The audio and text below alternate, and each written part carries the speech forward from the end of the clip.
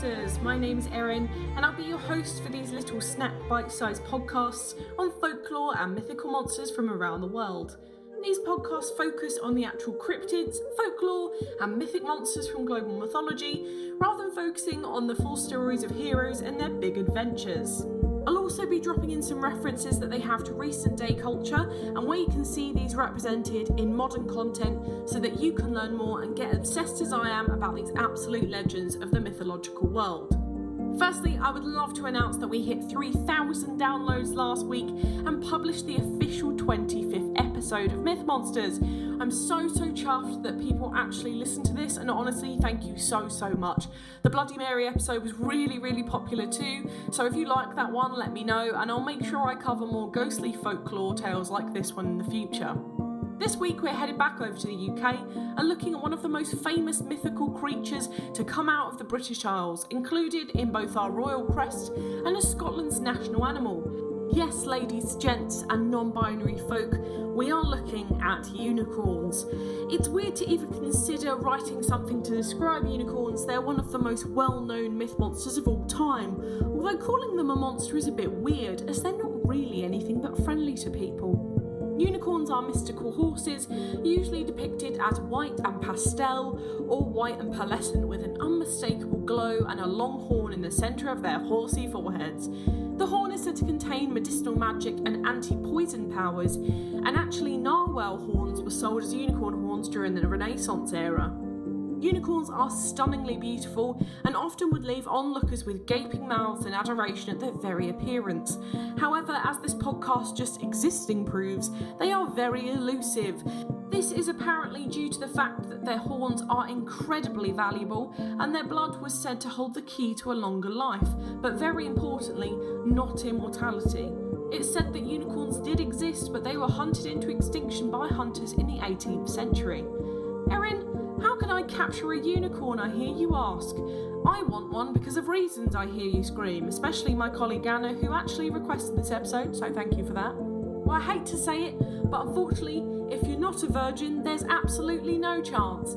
Unicorns can only be captured by virgin girls as they symbolise purity, grace and innocence, which apparently cannot be you if you've experienced sexy times, I'm afraid. Sorry to all those listeners, it is very sad. The reason behind this is that apparently sin or wickedness scares them away, or they just won't approach anyone who isn't pure of heart. However, I think it might just be that young girls are just a bit nicer to horses, rather than the men of the 18th century who ran around with horns on horses, wielding weapons with intent to kill anything that moves. #end the patriarchy. There are more than one type of unicorn, one of which of that is Pegasus. They're called Pegasus in a colloquial sense, however they are actually called winged unicorns. If you remember back in the Gorgons episode, which, can you believe it, was 25 episodes ago, they're pretty much the same as usual unicorns, but they have wings and can fly. I did say that I would touch on Pegasus from Greek mythology in this episode. He was the son of Poseidon and Medusa and was a winged horse. Not really a unicorn, he didn't have the horn, but a lot of people actually associate him with the first ever unicorn. They were actually never included in Greek mythology, however, only because Greek writers at the time believed that unicorns actually existed, but in India. And we'll get onto why India in a bit. On to etymology, the word unicorn literally means one horn. It's not particularly complex, I'm afraid, so quite a boring one this week. However, its origin is a lot more interesting. I've said that we're back over in the UK, but that's only because we primarily have the unicorn as a massive symbol here and is linked to the UK. However, they were originally brought up by an ancient Indian civilization called the Indus Valley Civilization, where they were originally seen back in the Bronze Age. That was like 2000 BC, people. That was over 4,000 years ago. I'm pretty sure anyway. I get confused with the BC and the AD things, honestly. We know this because unicorns were actually featured on a stamp seal dated back from then, with probably a bovine animal with a horn. And yes, it could be argued that this isn't a unicorn, it's a cow in a hat, but let me have this one. They were also mentioned in the Torah, the Jewish text, which is an interesting term for the episode. They were called Riem, and they were referred to constantly throughout the text as a figure of strength and power. For example, God brought them out of Egypt, he hath as it were the strength of a unicorn. Or will the unicorn be willing to serve thee, or abide by thy crib? Canst thou buy the unicorn with its band in the furrow, or will he harrow the valleys after thee? Wilt thou trust him, because his strength is great, or wilt thou leave thy labour to him? Wilt thou believe him, that he will bring home thy seed, and gather it into thy barn? Lastly, they hit European mythology around the Middle Ages, which, if you didn't know, was between 500 and 1500 AD. They were seen as they were traditionally symbols of virginity and were very often depicted in the laps of young ladies and also in the lap of the Virgin Mary in churches and religious texts. The unicorns in these were shown as being hunted, which also alluded to the hunting after virgins, which was quite common at the time. Thankfully not in the same way that unicorns were hunted, but let's just leave it there. The unicorn is featured on the coat of arms of so many countries, including Hungary, France, Germany, Czech Republic, Lithuania, Nova Scotia in Canada, but most famously the lion and the unicorn arms of the British royal family, which features on all of our coin currency and on all royal addresses and buildings. It's also the national animal of Scotland, as I've said before, which is why I think it's important to highlight as why I chose Scottish or Celtic mythology as this core focus.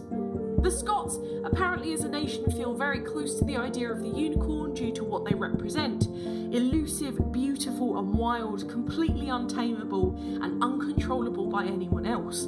The Scots aligned themselves with the unicorn back in the mid-1500s, where the first Scottish coat of arms featured two unicorns holding up the nation's blue and white crossed flag. A fun fact is that the unicorns are always covered in gold chains in this, and some say that it's meant to show the power of the Scottish, showing that they could tame the untamable. When Scotland and England joined in 1603 and King James VI of Scotland became King James I of England, he replaced one of the unicorns with a lion, which is the national animal of England.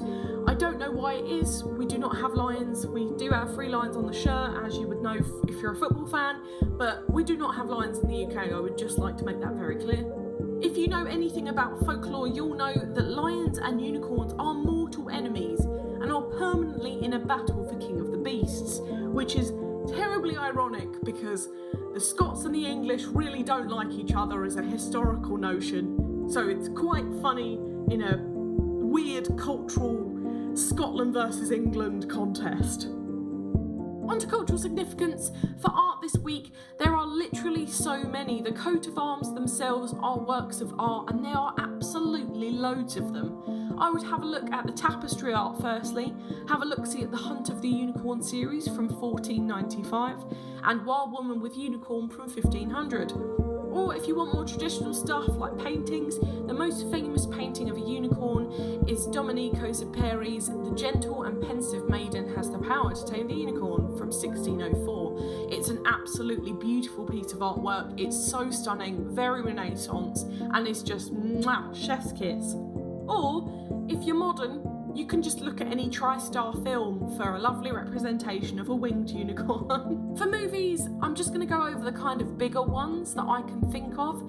So you have Harry Potter and the Philosopher's Stone, where a unicorn features being vampire sucked by Voldemort or Professor Quirrell at the time for his life energy. You've got Fantasia, the original, and Fantasia 2000. Stardust, which is one of my favourite films of all time. Chronicles of Narnia, The Lion, the Witch and the Wardrobe, where Peter, the king, is riding into battle on a unicorn. And surprisingly, Cabin in the Woods from 2009, which, if you didn't know, is a horror movie, and I'm just going to say spoilers now, but one of them gets stabbed by a unicorn's horn with the unicorn still attached, like the unicorn runs into him.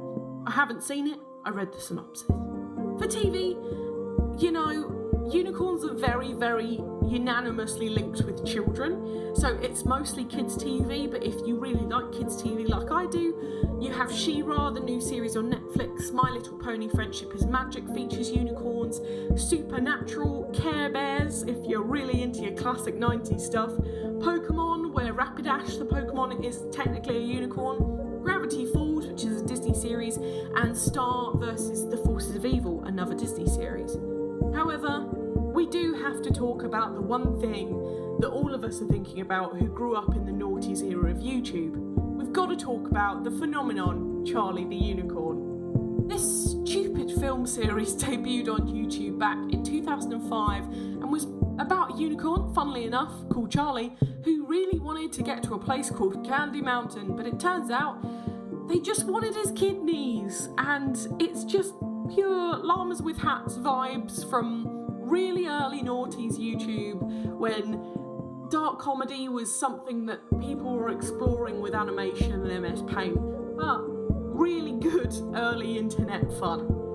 For video games, we've got a few, including but not limited to Zoo Tycoon, Elder Scrolls Oblivion, Robot Unicorn Attack, Bayonetta 2, Them's Fatten Herds, Immortals, Phoenix Rising, Persona 5, Peggle, Kid Icarus, and even Borderlands 2, where they make an appearance in Tiny Tina's DLC. I have 2 book recommendations for this one. Now, most of the books about unicorns are written for children, as I've said, and the one that I'm about to talk about is no exception. It's called The Secret Lives of Unicorns by Professor Tamisa Serafini, and it's a mythical book about the lives and real existence if unicorns did really exist, almost like a dictionary of unicorn things, as if they were real horses. She does also do a couple more of these books on other mythical creatures such as dragons and mermaids, but it's a really great idea for you parents out there who want to teach your kids about mythical creatures. It's just lovely to have like a silly encyclopedia of unicorn and mythological terms for your kids. My adult one would be to have a look at the anthology of Scottish folk tales, which has various authors, I can't list them all. This is firstly a gorgeous book just looking at it. I think it's leather bound, but I'm not entirely sure, it has that weird feel to it. But it's filled with Scottish legends that are prevalent in today's culture and a rich history of my Scottish brothers and sisters up north.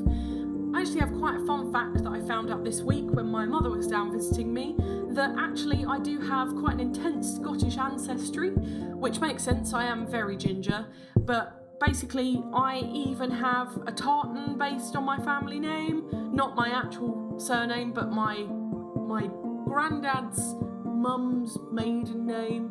So I'm going up to Edinburgh in a couple of weeks, as I said last episode, when I'm going to take my break, so I'm going to get me my own family tartan, which I think will be quite nice. I'm going to get a nice little scarf in blue and green tartan, should be lovely. But I know you didn't come here to talk about my family history and me getting some tartan whilst I'm on holiday. We'll get back to unicorns. Now it's time for Do I Think They Existed? So this is an interesting one because there is no real concrete proof that unicorns exist. However, I would like to think that there are mystical horses running around forests in Scotland that we just haven't found yet. But realistically, I imagine these were probably just wild horses. Maybe they had sticks on their heads, maybe they were stags, not sure, but I do struggle to believe these ones are kind of out and about. But do we know there are actual sea unicorns in reality, though, in narwhals? So is it that far-fetched to think there is a land version? I guess, but I could say that about anything. Not entirely sure what the land equivalent of an octopus would be, that's my first thought. Oh god, it's a spider, isn't it? Jesus Christ. Oh, I was thinking of squids as well, and squids are definitely scorpions. I don't like this conversation, I'm going to run away with this thought, but who knows, if we go by my own logic here, unicorns definitely exist. Either way, they bring so much magic to children even now, and I know that I was fully obsessed as a child, so much so, I actually had a collection of toy unicorns. One of them was a TY teddy, if you remember those from the 90s, and her name was super imaginative. Guess what it was? It was Uni, the unicorn. But honestly, I had about 12 teddies and I loved my My Little Pony collection, and I had loads of unicorns within that my mother accidentally sold at a boot sale a few years ago, not knowing that they are now worth an absolute fortune. Bummer, right? But apparently, if you believe in unicorns just like fairies, you keep them alive. So I'm just going to keep dreaming. I think you guys should too. I loved this episode, what a fun creature, and I love magic and ponies because I'm a horse girl, so I thoroughly enjoy these ones. And also, I was a former Harry Potter obsessive too, so it all kind of makes sense in my head at least. I hope you guys enjoyed this too. Next week, we're going back down under to look at the legendary cryptid, the Yowie from Aboriginal mythology. So hang on to your didgeridoos, people, and join me in the Outback next Thursday. Oh, that was terrible. I'm so sorry. For now, thank you so much for listening. It's been an absolute pleasure. If you enjoyed this podcast, please give it a rating on the service you're listening on. I've got Twitter for any questions or suggestions on what monster to cover next, and I'd love to hear from you. The social media handles for TikTok and Instagram are Myth Monsters Podcast, and the Twitter is Myth Monsters Pod. But all of our content can be found at mythmonsters.co.uk. So please come join the fun and share this with your pals. They might love me as much as you do. But for now, stay spooky, and I'll see you later, babes.